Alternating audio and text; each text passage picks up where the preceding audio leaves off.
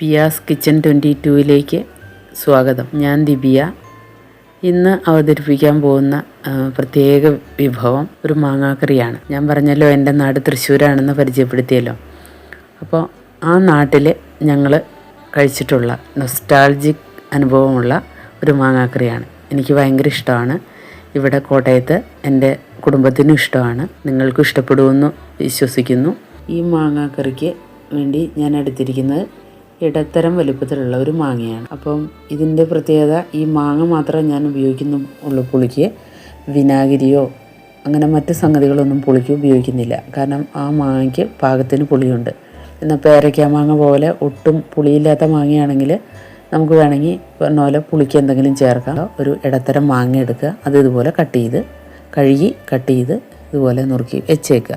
ഇനി ഇതിലേക്കായി ഒരു ചെറിയ കഷ്ണം ഇഞ്ചി നീളത്തിലരിഞ്ഞ് ഇതുപോലെ എടുത്തു വയ്ക്കുക. ഇനി ഒരു പച്ചമുളക് എടുക്കുക, അത് നടുവ് ചെറുതായിട്ടൊന്ന് കീറി വയ്ക്കുക. ഇനി 2 സവാള നീളത്തിൽ അരിഞ്ഞത് എടുക്കുക. ഇനി ഒരു ചെറിയ സ്പൂണിൽ 1.5 സ്പൂണ് ഉപ്പ് എടുക്കുന്നുണ്ട്.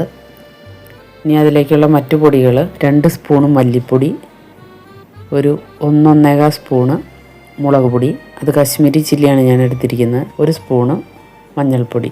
അടുത്തതായി കഴുകി വൃത്തിയാക്കിയ ഒരു മൺചട്ടി എടുക്കുക. അതാകുമ്പോൾ നല്ല രുചിയാണ്. തലേദിവസം ഉണ്ടാക്കി വെച്ചിട്ട് പിറ്റേ ദിവസം രാവിലെ എടുക്കുന്ന മാങ്ങക്കറിക്ക് ഒരു പ്രത്യേക രുചിയും മണമായിരിക്കും. അപ്പോൾ നിങ്ങൾ മൺചട്ടി തന്നെ എടുക്കാൻ നോക്കുക. അപ്പോൾ ആ മൺചട്ടി എടുത്ത്, കഴുകി വൃത്തിയാക്കിയ മൺചട്ടി എടുത്ത് അതിനകത്തോട്ട് ആ 2 സവാള നീളത്തിലരിഞ്ഞത് ചേർക്കുക. അടുത്തത് 1 ഇഞ്ച് വലുപ്പമുള്ള ഇഞ്ചി ക്ലീൻ ചെയ്ത് അത് നീളത്തിലരിഞ്ഞതും അതിനകത്ത് ചേർക്കുക.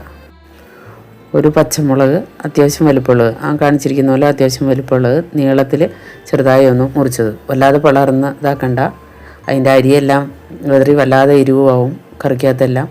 അപ്പോൾ അത് ആവശ്യത്തിന് എരിവ് അതിൽ നിന്ന് ഇറങ്ങിക്കോളും. നടുവ് ചെറുതായിട്ടൊന്ന് പിളർന്നാൽ മതി.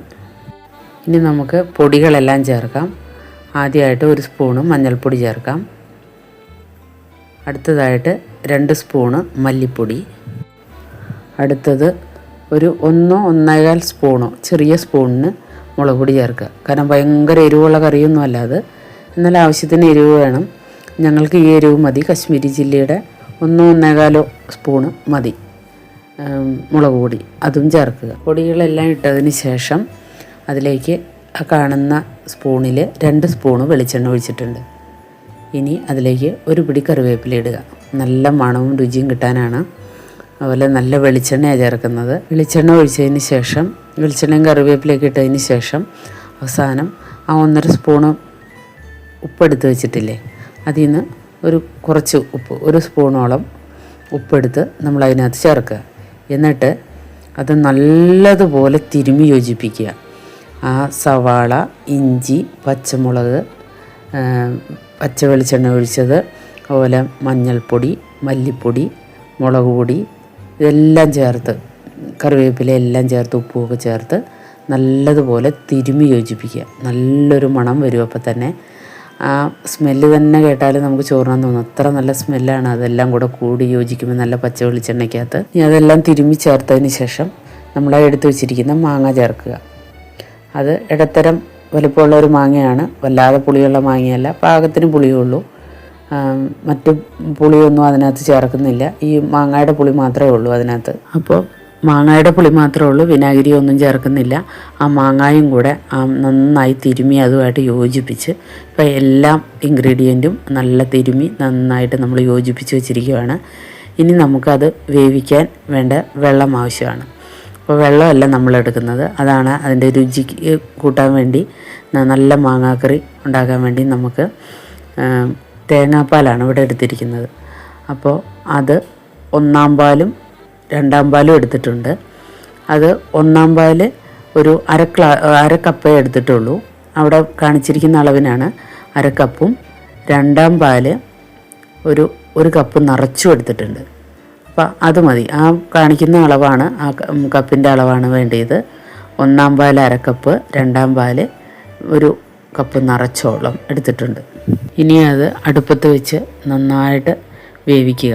വെന്തതിന് ശേഷം നമുക്ക് ഒന്നുകൂടെ ഉപ്പ് നോക്കി ഒന്നാം പാൽ ഒഴിക്കാൻ സാധിക്കും. 1/2 കപ്പ് വെച്ചിരിക്കുന്ന ഒന്നാം പാൽ ഒഴിക്കാൻ സാധിക്കും. ഒന്നാം പാൽ ഒഴിച്ചതിന് ശേഷം വല്ലാതെ നമുക്ക് തിളപ്പിക്കേണ്ട കാര്യമില്ല. ഉപ്പ് പാകമാണെന്ന് നോക്കുക. ചെറുതായിട്ടൊന്ന് തിള വരുമ്പം ഓഫാക്കി, ചട്ടി ഓഫാക്കിയിട്ട് അതൊന്ന് ഇളക്കി ഒന്ന് വയ്ക്കുക. പിന്നെ തണുത്ത് കഴിയുമ്പോൾ നമുക്ക് നല്ല മാങ്ങാക്കറി ഉപയോഗിക്കാൻ സാധിക്കും. തണുക്കുമ്പോഴാണ് അതിന് രുചി കൂടുന്നത്. അപ്പോൾ തലേദിവസം രാത്രി ഉണ്ടാക്കി വയ്ക്കുകയാണെങ്കിൽ പിറ്റേ ദിവസം രാവിലത്തേക്ക് നല്ല രുചിയായിരിക്കും. നല്ല ടേസ്റ്റുള്ള മാങ്ങാക്കറി നമുക്ക് ഉപയോഗിക്കാം. അപ്പോൾ എപ്പോഴും തണുത്ത് കഴിയുമ്പോൾ അതിനൊരു കുറച്ചുകൂടി ഒരു ടേസ്റ്റ് ആ ചട്ടിയുമായിട്ടൊക്കെ അങ്ങ് യോജിച്ച് നല്ലൊരു മണവും രുചിയും കിട്ടും. അപ്പോൾ നല്ല മാങ്ങാക്കറി നിങ്ങളും ഉണ്ടാക്കി നോക്കുക. അത് ഫ്രണ്ട്സിനും ഒക്കെ ഷെയർ ചെയ്യുക ഈ റെസിപ്പി. അപ്പോൾ ഇത്രയും നേരം എന്നെ ശ്രദ്ധിച്ചതിൽ പ്രത്യേകം താങ്ക് യു ഫോർ വാച്ചിങ്.